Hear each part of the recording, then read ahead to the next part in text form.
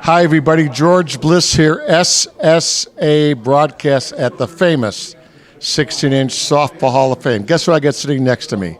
I got one of the guys from the Aces, none other than George Ristaw. Okay, so wait a minute now. Let's go back a little bit. 1969? Yes. What happened? Take me from there. Yes, in 1969, a group of students over at St. Benedict found out that they were starting a men's softball league over at Paul Revere Park, which became the home of the Aces. And ultimately, that group was put together and they started playing in the league. So that was the original origins of the Aces. You just celebrated 50 years. You had a television special about you. You're going in the Hall of Fame today with uniform, then later this spring for the big dinner, and then this summer for the plaque. But, man, you've played everywhere, starting at Revere Park, I believe. Take me through the scenario. Correct. Well, the team originally played in a Monday-Wednesday league at Revere Park, and then we needed to fill in off dates, so played then in a Tuesday-Thursday league at Wells Park, which was still right in the neighborhood. Ultimately, a Friday night league at Margate Park, Saturday night in the B League at Clarendon Park, which the team won when they were, believe 18-year-olds at that point. And then ultimately we finalized Sunday tournaments, playing a couple of games on Sundays most of the time. Then you got better and better and played all over the Northwest side. You ended up playing the big boys. Tell me the big story about the enshrined tournament against one Ron Elysiak, one of the well-known guys here. Right, sure. That was probably the highlight of the Aces' existence, at least in my opinion. I was not an original Ace. I had joined with a group of guys that came in from DePaul University, and then John Barrett, who was our organizer, brought us in. John was a classmate of mine over at DePaul, and ultimately, in those days, they had two leagues at Clarendon. They had an A League and a B League. The A League had the top teams from the north side.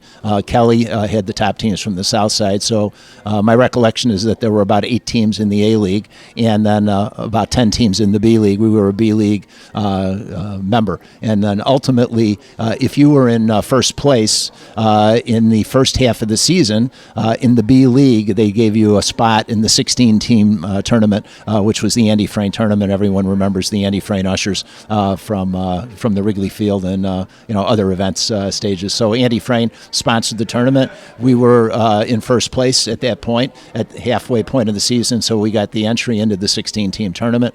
Our first draw was a tough draw, and we played a team named Murderers Row. Oh, God.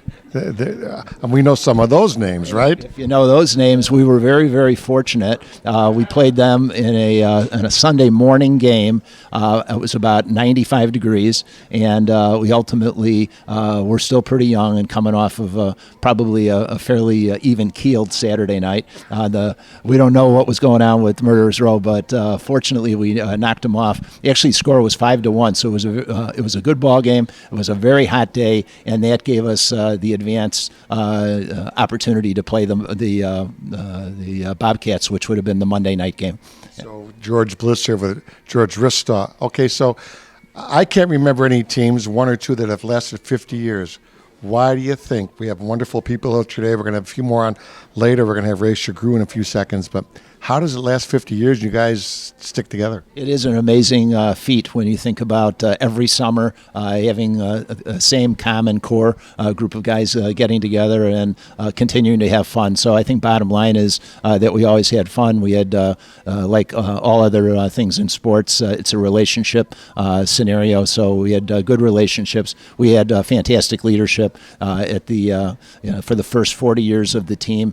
John Barrett, who's a Hall of Fame. Let's talk about Mr. Barrett, who was one of the founders and no longer living, sadly. That is correct. He was inducted in 2008. John put in a ton of time and effort, and in those days, of course, we didn't have group text, we didn't have email, we didn't have any other way to do it except a little tree that was put together by John, and if we had a cancellation, you'd have to put that information out there by phone. And John actually worked in a traveling capacity. He was not always in town, but he seemed to make all the games, and we always were able to field a competitive team throughout those years.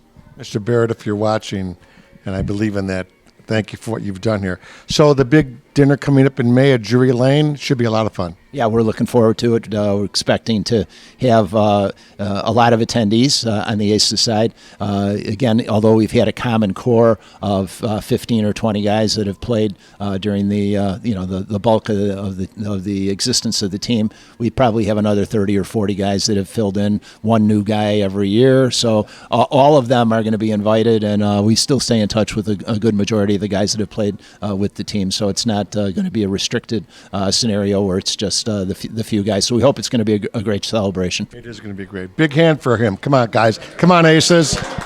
That's George Ristaw. We'll be right back on SSA Broadcast with Ray Shagru. Stand by.